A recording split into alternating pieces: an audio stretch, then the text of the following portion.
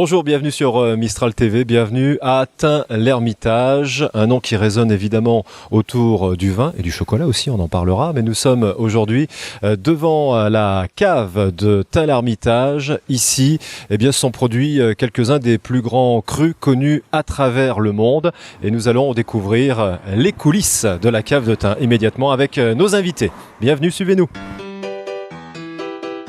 Bonjour, Marie-Josée Faure, directrice œnotourisme de la cave de Tain sous la marque Terre de Syrah.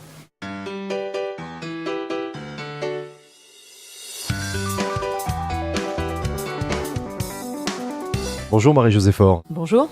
L'œnotourisme, c'est une notion récente ou c'est déjà assez ancien ? Alors ça fait quand même une bonne dizaine d'années que dans la région les choses bougent, mais effectivement c'est en plein essor, en plein développement et nous à Terre de Syrah on est leader sur le territoire Hermitage Tournonnet. Alors quand on pense à cet œnotourisme, on imagine tout de suite des visites au milieu des fûts, au milieu des cuves, c'est pas seulement ça. C'est pas seulement ça, alors c'est ça évidemment, on visite la cave de Tain, on visite donc les cuves, les chais, les cuves de vinification, etc. Mais effectivement on emmène les gens à la découverte des vignobles, on a des terrasses, tous nos vignobles en terrasse qui sont magnifiques et donc on part se balader à pied, en gyropode. Alors justement, il y a des notions assez actuelles autour de moyens de locomotion électrique, les gyropodes donc par exemple. Exactement, donc on travaille avec un partenaire, donc les gyropodes Dromois de Valence, et donc les gens réservent et on part en balade sur l'Hermitage et une fois qu'on est redescendu, on déguste un vin parce qu'on déguste pas quand on est sur le gyropode surtout. Donc c'est plus qu'une seule étape. Avant on pouvait imaginer, on vient, on déguste, on repart. Maintenant, on peut passer une journée et même un véritable séjour sur site. Complètement. Effectivement, on est sur un territoire où il y a plein de choses. Donc, on peut visiter la cave, les vignobles, entre toutes les appellations Cros Hermitage, Saint-Joseph, etc. Donc, il y a de quoi faire. Hermitage, bien évidemment. Et puis, les gens qui restent ici vont aussi aller voir nos partenaires qui sont Valrhona, le Train de l'Ardèche, etc. Donc, on a un territoire qui est riche, bien sûr. C'est vrai qu'ici, il y a de quoi faire. Été comme hiver. Été comme hiver, sachant que l'hiver c'est un peu moins sympa parce qu'effectivement les vignes sont pas vertes, c'est moins joli, il fait un peu gris, un peu frais.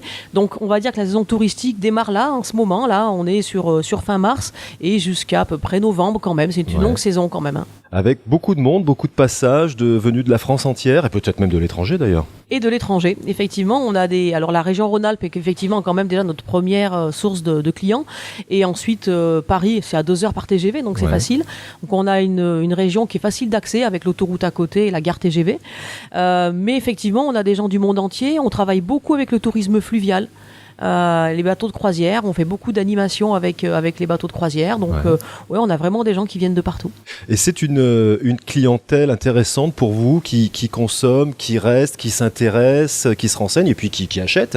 La personne qui vient dans l'œnotourisme, qui vient faire un séjour œnotouristique, c'est quelqu'un qui aime le vin, qui est intéressé par le vin.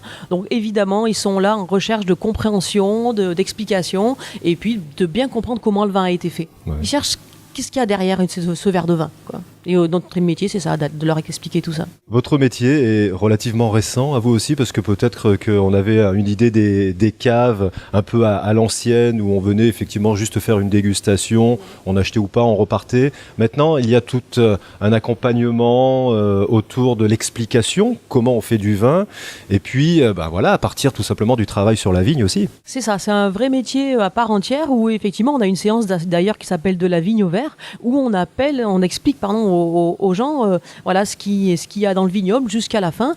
Et oui, c'est un vrai métier à part entière et c'est valoriser une cave, valoriser un territoire, complètement. Ça permet de parler du vin autrement aussi, véritablement approfondir l'aspect terroir, et ça c'est important. On en parlera d'ailleurs avec le président, avec le directeur, c'est l'aspect terroir et surtout l'aspect élite mondiale pour ici la cave de Tain-l'Hermitage. La cave de Tain effectivement est connue internationalement. Moi je suis dans le programme de l'Institut des Masters of Wine, je suis en 2e année, je vois des gens, donc je fais mes études avec des gens du monde entier et dans ce cadre-là, chaque fois que je parle de la cave de Tain, les gens, tout le monde connaît. Respect. Bien sûr, respect. C'est exactement ça. Parce que la cave a vraiment une renommée internationale et des super notes dans tous les magazines, etc. internationaux. Donc, la cave peut être fière du travail qu'elle fait. complètement. Alors une journée, allez, on vient d'une région de France ou du monde, une journée type telle qu'on peut la faire ici en termes de nos tourismes, ça peut être quoi? Alors on arrive le matin? On arrive le matin, on peut se dire qu'on va visiter la cave, donc avec toutes les explications techniques. On revient, on déguste quelques crus de la cave, donc on est souvent sur 5 à 7 vins, voire plus, selon le temps dont les gens disposent. Ouais. On va aller déjeuner à Maison Gambert, donc le restaurant exploité par Mathieu Chartron. Ouais. Sur le domaine de la cave de Tain. Sur le domaine de la cave de Tain, exactement, au fief de Gambert. Et ensuite, l'après-midi, on va soit prendre le gyropode, le vélo, etc. Et petite balade dans les vignobles. Et puis après, plus tard, ils accompagné vont ou pas d'ailleurs, avec des explications? Toujours ouais. accompagné avec les explications. On est là pour toujours, justement, là, quand on est dans les vignes, parler des appellations, des sols, du travail de la vigne. Ouais. Donc on est toujours là pour accompagner les gens et leur expliquer. Il y a des sujets qui plaisent beaucoup, comme par exemple les accords mets et vins aussi, il en est question dans la journée? Oui, bien sûr, c'est systématique. Quand on boit un verre de vin, on a envie de savoir comment on va l'accompagner. Donc oui, et on fait aussi même des séances accords mets et vins avec les chefs avec lesquels on travaille, bien sûr. Oui, tout à fait. Bon, on va commencer alors. Écoutez, bien sûr, C'est parti. avec plaisir. Alors on commence la journée. Avec plaisir. Merci. Donc là, qu'est-ce que nous... Donc là, on déguste un Cros Hermitage qui est un des fleurons, le vin fleuron de la cave, les Hauts du Fief 2014, sur une sélection parcellaire dont vous parlera le directeur tout à l'heure. Mais effectivement, on est sur un très joli Cros Hermitage qui a 4 ans, qu'on pourrait garder encore facilement 4 ou 5 ans, et qui est l'appellation Cros. La cave vinifie plus de la moitié de l'appellation Cros Hermitage. Donc on est un gros faiseur de Cros. La balade a commencé, on se retrouve tout à l'heure.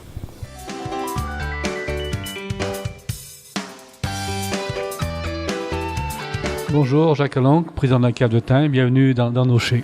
Nous voici au cœur de l'action, j'avais envie de dire. On va présenter le lieu magique où nous nous trouvons maintenant avec donc le président. Bonjour, Jacques Aloncle. Où sommes-nous? On commence par ça. Là, on est vraiment au cœur de la cave de Tain. C'est là, on est dans les bâtiments qui ont été créés en 1933. Ouais.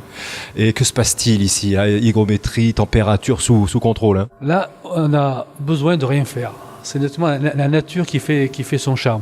Et à côté, à droite, vous avez la vinothèque qui a à peu près 18 000 bouteilles. Des trésors, là. Hein. Des trésors depuis 1933. Chaque année, on garde les millésimes de chaque appellation. Qu'est-ce qui fait que cette cave de Tain est connue à travers le monde et respectée à travers le monde? Elle est respectée à travers le monde parce que c'est un collectif très important et on a la chance de pouvoir avoir différents terroirs et d'avoir des coopérateurs dans tous nos terroirs. Donc ça nous permet de faire des sélections et on peut faire vraiment à la demande et le monde nous envie grâce à cela. Et qu'est-ce qui fait justement la richesse de ce terroir? C'est le travail de l'homme, évidemment c'est la nature au départ. C'est la nature au départ. Vous savez qu'on a 5 appellations plus des IGP. Donc les appellations, après c'est question de terroir, uniquement de terroir. Parce que le plan est le même qu'on plante, mais après c'est l'homme et c'est la nature du terrain qui fait la différence. Ouais. Quand vous disiez c'est le travail d'un collectif, ça représente alors déjà géographiquement quel périmètre et puis combien de personnes à peu près? Alors au niveau des coopérateurs, nous sommes à peu près 280 et ça court du périmètre de Gervan et Rome sur le nord jusque sur l'appellation le sud, c'est-à-dire la Roche-Glun et Pont-d'Isère. Et du côté ardéchois, ça va de Arras jusqu'à Guilherand-Grange. Qu'est-ce qui fait qu'un vin d'ici est un grand vin? C'est un grand vin parce que la région est une grande région viticole aussi. Donc automatiquement, quand vous parlez d'Hermitage, ou de Gros Hermitage ou de Cornas, vous faites envier le monde entier. Alors le savoir-faire, on le travaille régulièrement et aussi autant le vigneron dans sa culture et autant en cave parce que de plus en plus nous faisons des sélections parcellaires. Donc on travaille au plus près de la vigne. Merci Président. Merci. À bientôt. Bonjour, je suis Xavier, je suis le responsable de toute une équipe qui a comme fonction, comme objectif, comme plaisir de créer à partir des raisins de nos adhérents le style de la cave de Tain, ce style qui a fait qu'on est si connu, même on peut dire mondialement connu. Alors c'est un travail qui va depuis le raisin jusqu'au moment de consommation. On imagine lorsqu'on vinifie la création, le moment où vous allez prendre le plaisir de déguster nos vins et à nous d'arriver chaque année en fonction du millésime à vous permettre d'avoir ce moment de bonheur. Donc c'est un style, c'est un plaisir et j'espère qu'on saura vous le communiquer. Bonjour Xavier Gomard. Vous avez fait les présentations et c'est vrai qu'on va insister sur, on parlait tout à l'heure avec le président d'histoire, de terroir, de savoir-faire. Vous en tant que directeur, on va quand même insister sur la touche, la marque Tain-l'Hermitage, cave de Tain? Alors, on a un style, on a un imaginaire. Quand on est face à ces raisins, il faut des très beaux raisins si on veut faire des très beaux vins. On a déjà en tête le vin qui va être fait. Alors, c'est amusant parce que ce qu'on a en tête maintenant n'est certainement pas ce que les gens avaient en tête, ce qu'on avait en tête nous-mêmes il y a 6 ans. Bien sûr, les modes, les influences, les dégustations, les retours des gens à travers le monde nous influencent. On est dans un monde humain. Mais c'est ce plaisir d'avoir ce style et de le faire reconnaître et d'avoir le retour, bien sûr, des gens qui sont heureux d'avoir pu déguster nos vins. Ça veut dire qu'un vin tel qu'on pouvait le demander, l'apprécier il y a 20 ans, n'est pas le même qu'aujourd'hui ? Très probablement, puisque les goûts évoluent, les modes, les sensibilités, le plaisir, le moment de consommation aussi. Par exemple, des très très beaux vins, comme les grands ermitages que l'on fait, se boivent souvent maintenant carrément en digestif. Les gens veulent rester à dîner après le dîner. On ouvre une belle bouteille, on sert ce magnifique flacon, et les gens sont heureux, ils restent, la nuit est à nous, quoi. Alors, mais c'est vrai que de façon générale, c'est le rapport à l'alcool qui a changé aussi. Le rapport à l'alcool, et les gens sont de plus en plus connaisseurs. Il n'y a plus du exigeant. tout la notion du vin nutritionnel, c'est fini depuis très longtemps. Et là, vraiment, les gens deviennent experts, prennent du plaisir et savent communiquer leur plaisir. Et c'est un élément d'identité. Quand on met une bouteille sur la table, les gens cuisinent moins. La bouteille a vraiment de l'importance. C'est un phénomène social qu'on met. Et ça, dans tous les pays du monde, de plus en plus, c'est impressionnant. Alors vous êtes le directeur de cet établissement. Quels sont les corps de métier que l'on rencontre ici ? Selon les étages. Énormément de corps de métier, puisque d'abord, tout se fait au vignoble. Donc il y a tout ce qui est le suivi du vignoble et qui est vraiment considérable. C'est là où se fait la qualité. Après, vous avez les œnologues, bien sûr, qui vont, en fonction de la qualité des raisins décrite par les agronomes, vont adapter leur vinification puisqu'on a la chance d'être une coopérative, on a accès à toutes les parcelles, on a énormément de capacité de faire de sélection parcellaire, et ça sera une perpétuelle adaptation, et tout ça par la dégustation. Ensuite, bien sûr, il y a tout le travail des cavistes, le travail de la mise en bouteille, la maintenance de cet outil absolument énorme, qui est formidable, le commercial, l'administration des ventes et puis l'administration en général. Donc beaucoup de métiers dans un petit groupe, et ça fait une ambiance assez extraordinaire puisqu'on est tous unis autour de cette idée du vin et du moment où vous allez le consommer et y prendre du plaisir. Parce que le vin, c'est avant tout du plaisir. C'est la notion de plaisir, bien sûr. On peut des fois se prendre un peu la tête sur Alors, on a des grands vins, c'est indéniable, ils sont magnifiques, les grands dégustateurs le reconnaissent, mais ce qui nous fait le plus plaisir, c'est voir le sourire des gens après avoir bu nos flacons. Quels sont les grands vins qui sortent d'ici ? Il y en a beaucoup, parce que le grand vin est le vin qui sera adapté à votre moment de consommation. Même des vins, disons, moins connus et plus faciles à boire, si c'est adapté au moment où vous allez le consommer, c'est parfait. Quand je vous parlais d'un grand ermitage en digestif, je crois que c'est vraiment les plus grands vins qu'on boit pour eux tout seuls, sans rien à côté. Après, vous aurez des tas d'autres vins qui vont être adaptés. C'est là où la richesse de notre terroir nous le permet, la richesse de la diversité de notre imaginaire permettra, en fonction, si vous venez chez nous, vous direz, voilà, je veux boire ce vin à tel moment, et on saura s'adapter. Parce que c'est toujours un vin, c'est toujours un moment, et on se rappelle du moment où on a bu un grand vin. On n'a pas dit où on était, au fait, ce lieu précis, impressionnant, là. Alors ça, c'est l'allée des Foudres. Il faut savoir que au niveau du vin, vous allez avoir à la fois de l'inox qui va assurer tout ce qui est propreté, des cuveries béton qui vont, par leur inertie et leur donner un côté particulier, et puis beaucoup de bois. Parce que le bois, la syrah notamment, notre cépage est un syrah qui permet une intégration du bois. Les tanins de la syrah sont révélés aussi par ceux du bois et inversement, ceux des chênes. Donc la notion de bois est absolument essentielle chez nous. Ouais. Et c'est une des raisons qui fait cette particularité de notre région, c'est qu'il y a une tradition de savoir traiter le vin avec le bois et arriver à cette alchimie extraordinaire qui fait les très grands vins. J'ai envie de vous demander, vous en parlez si bien, quel a été votre parcours jusqu'à la cave de Tain ? Oula, j'ai eu plein de vies dans ma vie. Ça explique sans doute. Ouais. Mais c'est vrai qu'à partir du moment où je suis arrivé dans le monde du vin, il n'y a plus de frontières sociales. Vous pouvez aussi bien, il y a une personne qui a pris son avion privé, 550 000 salariés, pour venir manger avec moi, qui ne veut même pas 50. Ouais. Vous voyez, il n'y a plus de frontières. On a été cave de l'année à la Revue des Vins de France en même temps que Monsieur Fabius, qui était homme de l'année à la Revue des Vins de France. Et il disait, quand je vais dans le monde, une des 2 premières choses que l'on me pose, c'est une question sur le vin. Forcément. Donc c'est une magie, il n'y a plus de frontières sociales et il n'y a plus de frontières, vraies frontières, il n'y a pas de frontières, c'est ouvert sur le monde. Et c'est ça que je remarquais en vous écoutant, c'est que même quand on est tout le temps, tous les jours quasiment ici, ça reste magique pour vous. Ah, complètement. Et puis, après, ça a comme défaut qu'il n'y a plus de frontières entre le privé et le public, parce que on rencontre des gens merveilleux, on participe à leur faire avoir du plaisir, ils sont toujours fantastiques vis-à-vis de nous, et c'est vrai que c'est magique. C'est la thématique de notre rendez-vous aujourd'hui. Le no-tourisme, c'est une notion qui est grandissante. De plus en plus de visiteurs, de personnes qui viennent du monde entier pour visiter cet endroit, par exemple, et les vignes. C'est un phénomène qui va durer ? C'est un phénomène qui va durer. Il faut ouvrir, il faut être une maison de verre. Et les gens sont curieux, mais d'un curieux positif. Ouais. Et à partir du moment où on trouve des équipes qui, derrière, ont cet amour de faire connaître les choses, de faire comprendre et de montrer à la fois la simplicité, puisque c'est pas faire du vin n'est pas une chose, mais toute cette subtilité qui va avec la dégustation et la création. Et là, vraiment, c'est un plaisir pour nous. Ayant du plaisir, les gens viennent, et puis voilà, c'est simple. Merci d'avoir été notre guide en tout cas. Merci.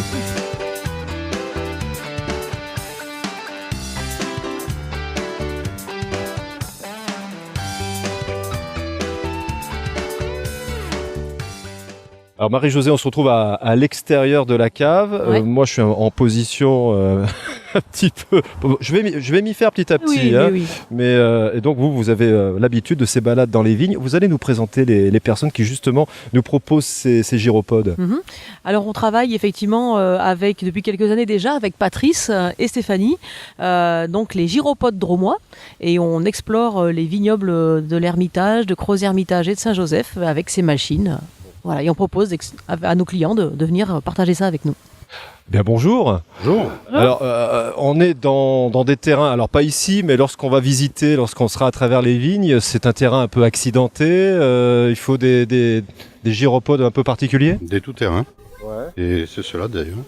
Ça permet de faire des terrains beaucoup plus accidentés et ça permet aussi de faire des très fortes montées. On est sur du relief. Ouais, c'est ça, ouais. Donc, c'est intéressant de rendre accessibles certaines vignes qui n'étaient pas forcément à pied ou un peu plus fatigants. Vous avez de nombreux types de gyropodes à part ceci ? Il y a que 2 types. Il y a un modèle de ville et un modèle tout-terrain. D'accord. Et là, bon, on va pas dire pour absolument tout public, mais ça permet de visiter, de faire cette visite sur 1 heure, sur 2 heures, sans trop se fatiguer ? Oui, c'est ça, c'est l'idée. C'est pas forcément sportif, mais il y a une petite formation avant, c'est l'appréhension de la machine. Ouais. Vous connaissez, du coup. Oui, voilà, sans les mains. Et après, on accompagne tout au long de la balade, on va les aider. D'accord. À faire leur expérience sur la machine dès qu'on va rencontrer une montée, une descente, des terrains accidentés, tout ça. Et donc voilà, trouver l'équilibre, ça prend vraiment très peu de temps au départ, la petite initiation. Oui, c'est chercher le point milieu en fait. Ouais. Comme lui fait toujours l'horizontalité puisqu'il a un gyroscope, voilà, qui a servi les moteurs électriques. Donc du coup, il suffit de trouver un point milieu. Et à l'arrêt, on est tout le temps en train de compenser. Par contre, pour avancer, on va créer des équilibres avec le corps. Le corps devient l'accélérateur, mais aussi le frein. D'accord. La particularité du gyropode. On verra démarrer tout à l'heure en route vers les vignes. Et puis en plus, un moyen de locomotion, j'allais dire tendance, puisque c'est l'électrique. Tout à fait. Tout à fait. Ça plaît beaucoup à nos clients, justement, d'aller se balader. Voilà, pas de bruit, au calme. Lorsqu'on arrive dans les vignes, voilà, on a juste le chant des oiseaux et c'est parfait comme ça. C'est super agréable. Quels sont parce que j'imagine que, alors non seulement on découvre les vignes, le vignoble, mais en plus, il y a tout un panorama qu'on embrasse là. Oui, l'avantage ici, c'est que dès qu'on va monter sur les hauteurs, on va avoir une vue sur la vallée et comprendre aussi pourquoi la particularité des vignobles, pourquoi ils sont en hauteur aussi. Ouais, c'est ça, ouais. Donc il y a toute une explication, la position par rapport au soleil, et puis l'exposition, effectivement. On va parler d'exposition, de sol, de nos murs là, qui soutiennent nos terrasses, de tout le travail qui est fait par nos équipes de vignerons. Et effectivement, là, ça permet vraiment de bien comprendre comment nos vignerons travaillent. Ouais, et puis il y a des points de vue absolument magnifiques dès qu'on est en haut de l'Ermitage, c'est génial. Ouais. Donc, c'est impressionnant. Et pareil, c'est toujours un émerveillement de dominer toute la vallée du Rhône comme ça, une partie de la vallée du Rhône? Ah bah toujours. Hein. Il y a pire comme point de vue. Hein. Il y a pire. Quand on est en haut, c'est magnifique. On a Ouais. toutes les vignes à perte de vue, donc c'est magnifique. Il y a des petites pauses casse-croûte par moment, non? Alors on fait, non, alors pas les pauses casse-croûte, mais oui, on peut faire des pique-niques dans les vignes, ça va avec. Hein, mais oui, on fait des pauses plusieurs fois pendant la balade. Ça nous permet, on fait des balades d'1 heure ou d'1 heure et demie, et ça permet effectivement, selon certains endroits, d'avoir des points de vue différents. Donc on va faire aussi un peu de plaine, un peu de terrasse, monter sur la colline de l'Ermitage, et à chaque fois, ça permet d'illustrer les différents types de sols. D'accord, oui. Et puis les différentes modes de culture avec le palissage sur échalas, le palissage sur fil de fer, etc. Donc tout ça, c'est des choses qu'on explique. Qu'il faut expliquer, effectivement. Voilà, et on les voit là, et ça permet, le gyropode permet d'avoir accès rapidement, plus vite qu'à pied, à différents endroits. Donc ça, c'est vraiment chouette aussi. En 1 heure, on a vite une bonne vue d'ensemble de notre territoire. Et ça grimpe vraiment par Ah moment. oui, ouais, ça grimpe. C'est un appareil qui est très coupleux, puisqu'on a un moteur électrique, mais une pignonnerie, comme une boîte à vitesse sur chaque roue. Donc il Ouais. n'y a pas de montée qu'il ne puisse pas faire. C'est juste un problème d'adhérence. Vous avez une idée de la distance que vous parcourez là sur des balades moyennes? On va parcourir une dizaine de kilomètres, pas plus. Ah, quand même. Ah ouais. Ouais, enfin, bon. Après, voilà, c'est variable selon les personnes, mais oui, dans l'ensemble, c'est 10 D'accord. kilomètres. Ouais. Et c'est des groupes de combien de personnes que vous accompagnez? Entre 5 et 10. Après, nous, on est informateur en plus si on est 10 personnes, parce qu'on est Ouais. informateur pour la sécurité Ouais. et pour mettre moins de temps pour les former. D'accord. Puis voilà, il y a Marie-Jo aussi qui peut accompagner pour commenter ce qu'on voit et Ouais, c'est valoriser important, ouais, aussi le travail des vignerons qui est fait toute l'année, quoi. Et ça se réserve sur Internet, par exemple? Alors sur la saison touristique, on met ça en place donc une semaine sur 2. On a une balade qui est cette année les vendredis soirs ou les samedis matins. Les Ouais. samedis matins. Voilà, on a essayé plusieurs jours. Cette année, ça va être des samedis matins, un samedi sur 2. Et puis sinon, effectivement, ça c'est pour des individuels qui vont s'inscrire sur ces dates-là. Et sinon, les gens, des groupes de copains, des entreprises qui veulent faire, qui ont un groupe déjà constitué, ils nous appellent et ils réservent et c'est on parti. contacte Patrice et on y va. Bon, et jusqu'à quoi? Jusqu'à la Toussaint? Jusqu'à quelle période? Oui, l'année, Du moment ouais, qu'il c'est fait beau ça. et Hein. chaud. C'est Ouais, ça. voilà. Toute l'année. C'est Toute ça. l'année. Bon, C'est ça. bien. Faut pas qu'il fasse trop froid, c'est tout. Oui, c'est tout. Eh bien, bonne balade. Merci. Et puis, Merci. c'est parti alors. Allez, on y va. Hein? Allez, suivez-nous. À bientôt.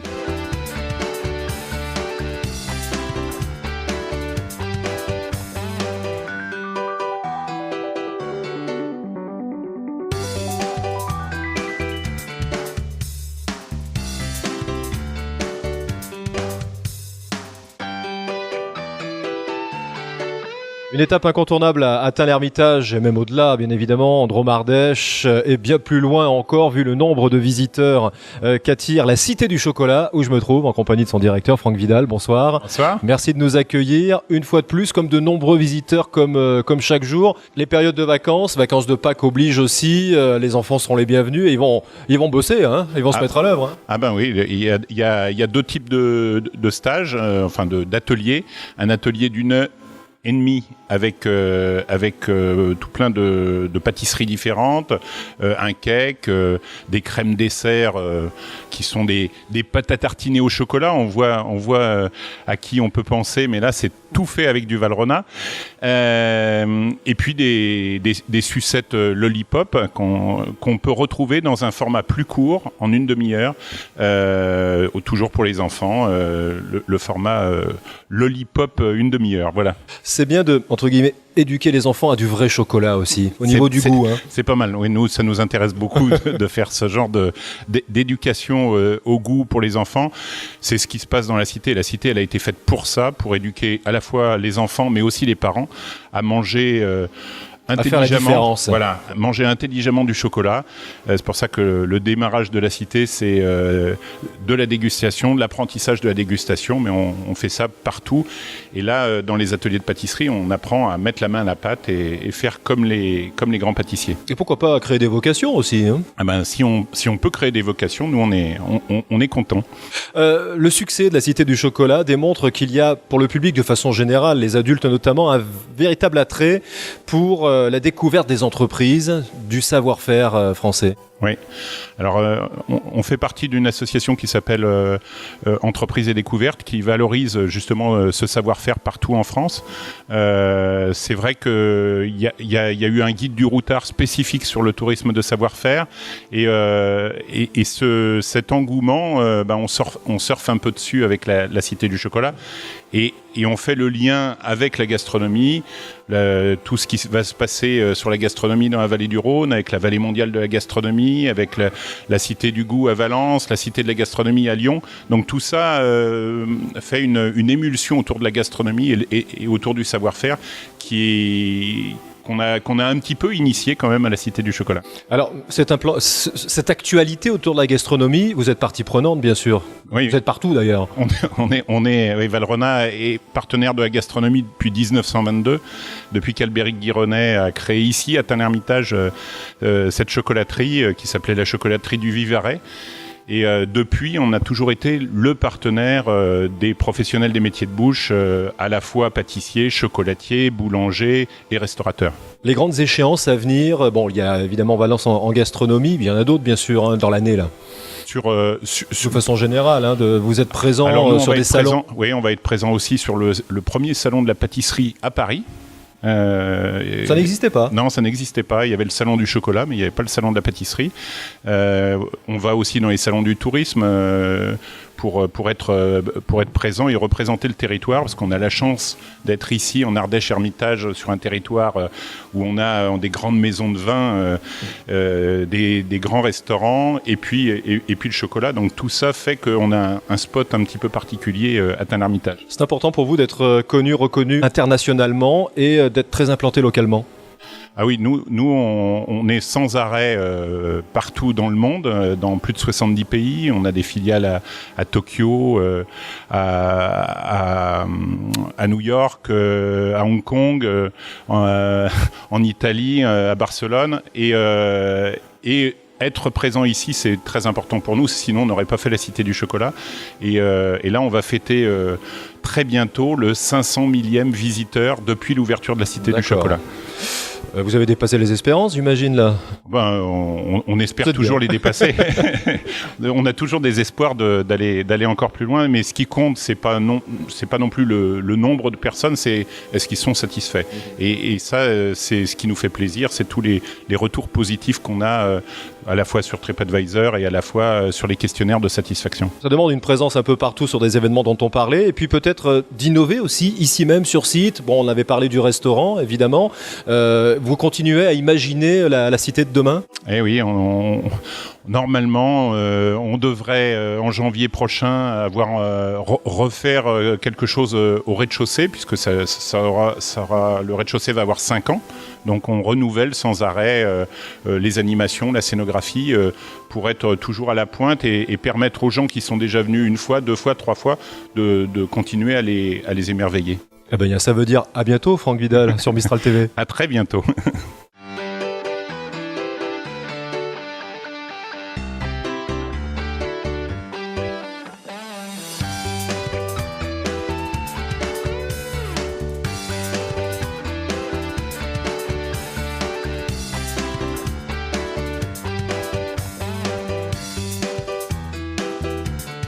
Bonjour, Mathieu Chartron, chef propriétaire du restaurant Maison Gambert à Tain-l'Hermitage, situé au milieu des vignes.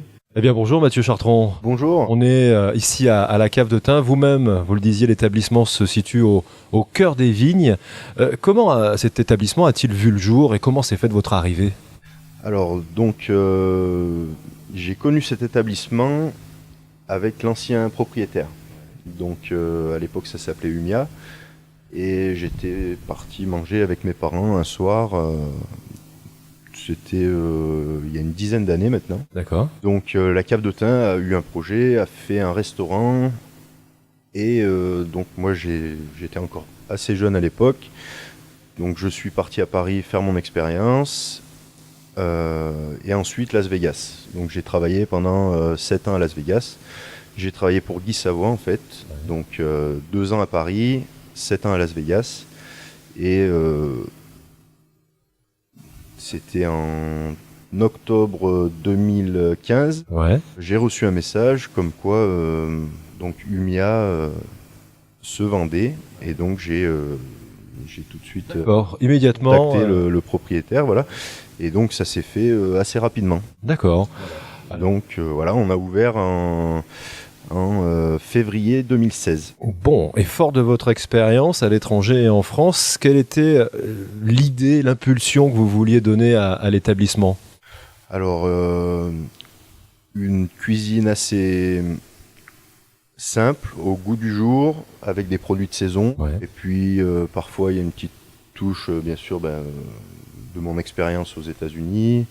Et puis mon expérience avec Guy Savoy. Bien sûr, ouais. Et évidemment, une forte touche autour des vins qui sont produits. Vous êtes au milieu des vignes, donc forcément la clientèle s'attend à un travail autour de tous ces vins prestigieux. Tout à fait. On accorde nos mets avec les vins. Forcément, il a fallu que vous étudiez en particulier les saveurs de ces vins de la cave de Tain-l'Hermitage et les produits, faire des combinaisons.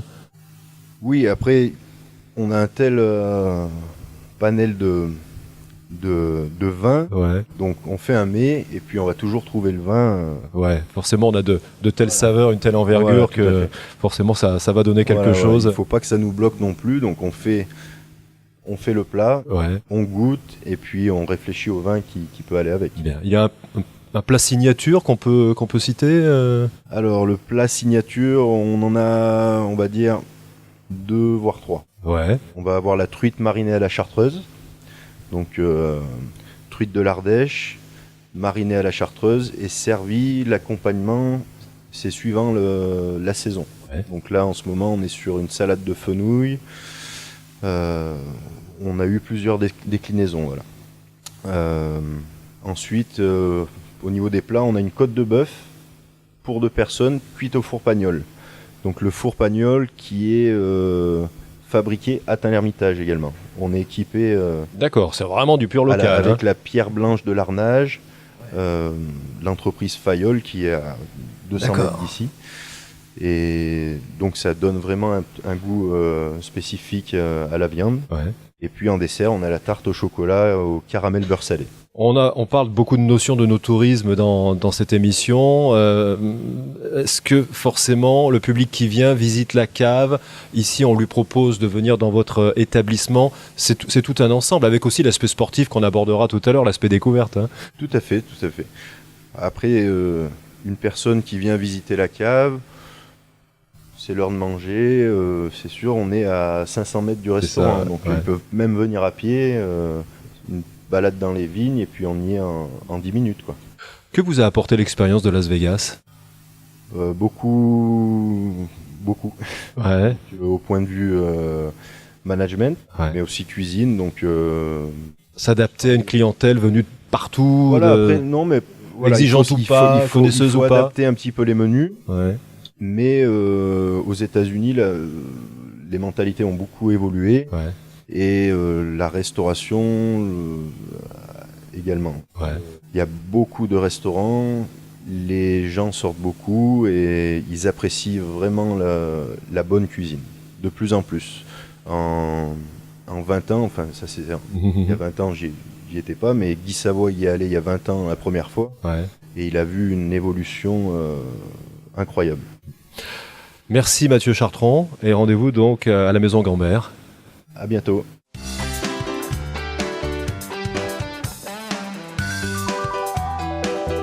Bonjour, je m'appelle Gaël Gouma, je suis préparateur physique et coach sportif pour des comités d'entreprise. Alors, autre activité, alors là cette fois, Marie-Josée, on est peut-être un peu plus sportif et contemplatif à la fois. C'est ça, donc là ça s'adresse effectivement au public un peu plus sportif, même si on est avec des vélos électriques, des vélos avec assistance électrique exactement, et donc on a besoin d'un professionnel qui nous explique comment ça marche et qui nous accompagne, puisque tout cela est très réglementé, et donc lorsqu'on part en balade avec des gens, avec des groupes en vélo électrique, on doit avoir un accompagnateur, et donc Gaël, ici présent.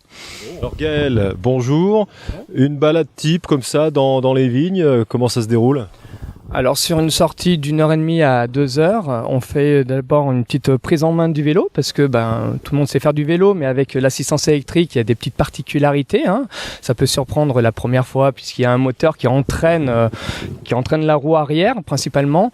Donc une petite prise en main de 5-10 minutes avec un petit échauffement et puis après, accompagné de Marie-Josée ou de Delphine, eh bien on part dans les coteaux de l'Ermitage sur les sentiers carrossables, les sentiers adaptés. Voilà, et puis c'est assez ludique, vraiment ludique et accessible au plus grand nombre. Voilà, justement accessible parce qu'il y a l'assistance électrique, parce que c'est de la pente au départ. Oui, voilà, donc la petite prise en main au tout début, ça se fait sur le plat et puis très rapidement, les coteaux, ce sont des coteaux, donc ça monte et le fait d'avoir une assistance électrique que l'on peut moduler en fonction de l'intensité de l'aide que l'on veut avoir, eh bien faciliter la montée ou au contraire taper un petit peu plus dans le dur pour ceux qui le souhaitent, un peu plus sportif, s'amuser aussi, donc tout le monde peut s'y retrouver dans ce type d'activité. D'accord. Bon, le but, c'est de passer plus de temps à contempler, à écouter éventuellement les explications, qu'à se concentrer vraiment sur son effort, quoi. Oui, alors c'est vrai que ça demande une petite adaptation au tout début, mais après, très rapidement, on fait abstraction au fait que ce soit assistance électrique. Et puis, donc, Marie-Josée et ses collaborateurs s'arrêtent régulièrement pour expliquer la viticulture, le vignoble et tout ce qu'il y a à dire au niveau historique, aussi au niveau local. Donc, c'est un petit peu comme la visite avec les gyropodes, c'est la même chose ? Oui, sauf que là, on va encore plus loin puisque dans le sens où avec le vélo électrique, on peut faire plus de parcours. Donc, on va aller en Ermitage, Crozes-Ermitage, on peut traverser sur Tournon et aller sur Saint-Joseph et revenir. Donc, on va faire quelque chose qui va nous permettre d'aller encore plus loin et plus longtemps. Donc, on fait souvent des balades plutôt de effectivement 1h30, 2h, quoi. Ouais, voire plus et ça peut être des familles, des copains, des groupes, des entreprises. Enfin, vraiment, on a beaucoup de demandes sur ce type d'activité qui plaît beaucoup. Ouais. Oui, parce que effectivement, pour une entreprise, par exemple, il y a plusieurs niveaux de pratique de vélo. Il y a ceux qui en font tous les week-ends, ceux qui en font quasiment jamais. Il faut... Alors pour les gros groupes, généralement on est plusieurs aussi intervenants, comme ça permet de moduler aussi en fonction du niveau. Il y a différents parcours qui peuvent être adaptés, un peu plus techniques, un peu plus style VTT ou au contraire vélo tout chemin, les VTC. Donc vraiment tout le monde peut s'y retrouver avec une autonomie qui varie, mais grosso modo c'est une 30aine de kilomètres avec l'assistance élevée. Donc on peut même faire beaucoup plus si on le souhaite, si on modère l'aide du vélo. Voilà. Et vous confirmez, c'est des balades pas comme les autres. Vous, j'imagine que vous devez faire des balades un peu en montagne, etc. Et là, au milieu d'un vignoble, à découvrir le travail de ceux qui sont dans les vignes, c'est encore particulier, ça. Oui, après, ce qui est vraiment sympa, c'est la sensation de liberté. Et c'est vrai qu'avec les coteaux, c'est très très varié, les parcours. Ça va être à la fois avec de la pierre, du moins plutôt des galets, ça va être granitique de l'autre côté. Donc c'est tout aussi sympa aussi de découvrir l'ensemble du paysage. Et ce qui est sympa sur la vallée du Rhône, c'est très vallonné. Donc avec le vélo assistance électrique, on se fait vraiment plaisir à monter, à descendre. Il y a un peu de plat pour ceux qui veulent faire, donc c'est vraiment agréable. D'accord. Et comment, alors pareil, c'est le même principe pour ceux qui veulent, il faut réserver, j'imagine, comment s'y prendre ? C'est ça. En fait, pour les balades à vélo électrique, on met pas de date sur l'année et c'est uniquement pour les groupes sur réservation. Donc un coup de fil, des gens qui ont envie d'aller se faire une balade comme ça et découvrir le vignoble autrement, effectivement. On part en balade sur réservation et puis au retour, on va visiter la cave où on fait une dégustation et les deux. Et voilà, et donc ça nous permet de faire une bonne demi-journée bien complète. C'est ça, sur réservation en tout cas. Merci, à bientôt pour une balade. Merci à vous et puis on va découvrir ensemble. Ouais. Allez, on va vous suivre. C'est parti.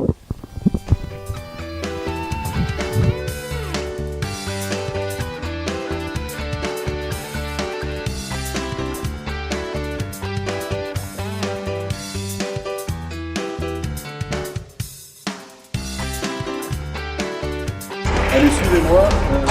Interview un peu périlleuse, mais pas à propos de cette œuvre, de cette structure qui est en train d'être installée par Yvain.